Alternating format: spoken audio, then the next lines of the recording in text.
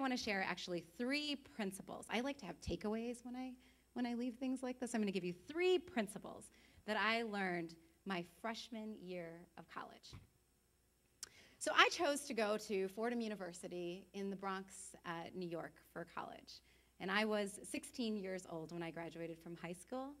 I was the first in my family to go to college. And so, as you can imagine, my parents weren't exactly thrilled to see their baby girl cross the country to live by herself for the first time in the Bronx.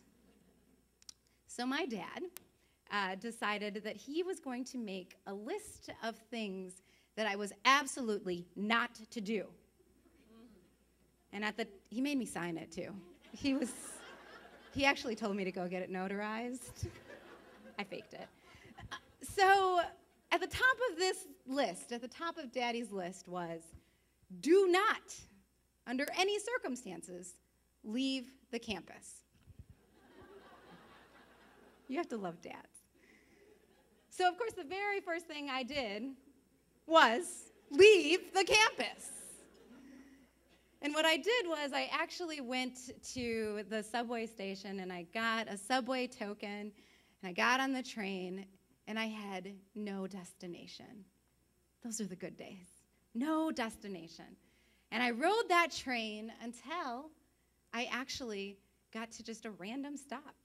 And I came up from the subway station and I walked around in that neighborhood. And then when I got tired and I needed to sit down, I went back down, got back on the train, rode that train a little bit longer, got back out again, and I repeated this over and over again. It actually is still one of my favorite pastimes, to roam around New York City aimlessly. And the principle that I actually learned from that is that everywhere is a classroom. So my freshman year summer, I had an organization that I had been tutoring with.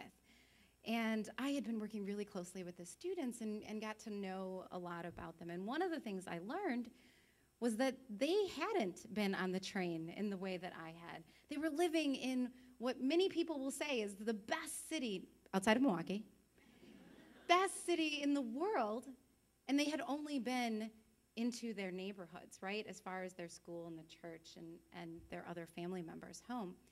And so one day I marched into the executive director's office and I said, you know what?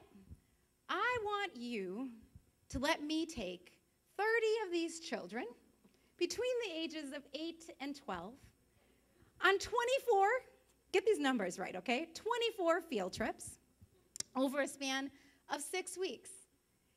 And to sweeten the deal, all I need from you is $500, some tokens, and, to help me provide lunch for the kids. And he looked at me, and looking back on this, I can't believe what he said. But he said, okay. I was really surprised that he, accepted this, and I knew that I had to rise to the challenge since, of course, it was my idea. Now, for those of you who have children or who work with youth groups, you know that taking 30 children on one trip alone will cost you $500 in a snap. And so I actually had to be incredibly creative. And one day, I decided that I wanted to take my students, these young people, to a museum. It was a specialty museum, and it was extremely expensive to get in. I couldn't even afford a ticket for myself. And so I rounded up the 30 students. We got on the train. My favorite thing to do on the train was I would open the doors, and I'd say, I'm bringing in 30 kids. You better get off. And so people would head off really quick, and I'd let my kids onto the train. So we get on this train, and it's early in the morning, and I want to make sure that we are the absolute first people in the line. And that was pretty much where my plan ended.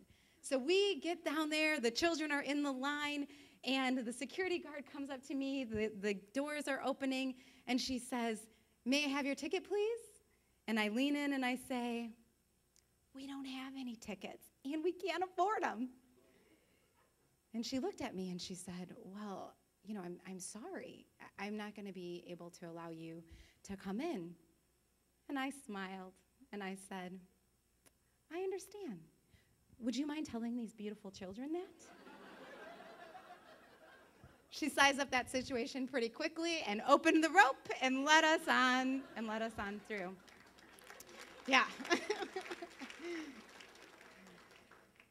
You know, in that moment, I realized that you have to be bold sometimes in order to get bold things back. And I realized the principle of that, right, is that in every experience, there's a lesson. So one day I was walking my children, two of the children that I was tutoring, back to their home. And we got to the apartment building, and their mothers were sitting in the courtyard of the building, and they were listening to salsa music. And one of the mothers says to me, "Hey, Mommy, you know how to dance?" And I said, "Yeah, but not to salsa." Her response was to grab both of my hands really quickly, stand up, and start saying, she leaned back over to her friends and said, "Let's see if we can get these big hips to move." For the next hour, maybe it was 4 hours, I don't know, it was like a blur to me, right? These women, these 6 women passed me from one person to the next person to the next person until finally my feet and the beat sort of matched. And I had so much fun. I was sweating when it was all over with, and I was absolutely full of joy. And I went to those women's classroom many times during my experience at Fordham. They taught me how to make delicious rice and beans. They taught me how to sort of tame this situation I have going on here. They taught me how to use some choice Spanish words in very effective ways, right? I didn't get any credits from the classes that I took with those women, but they were absolutely some of my very best professors. And the third principle I really learned from them and people like them. And that is that everyone is a teacher. Now, those 3 principles are things that the women who are in Pearls, so their life after Pearls, they already know those things. They know that everywhere is a classroom. They know that in every experience, there's a lesson, and they know that in every person there is a teacher. For that, I think we should feel extraordinarily grateful, because these are women who don't have to wait until their freshman year of college to experience that, to demonstrate that, to own that. They're the women who understand that inspiration, like these 2 women have said, is not something that comes to you. It doesn't fall out of the sky. It's not inspiration. Inspiration is something that you create. And so for that, I say to them, you know what? Go get your subway token. Enjoy the journey.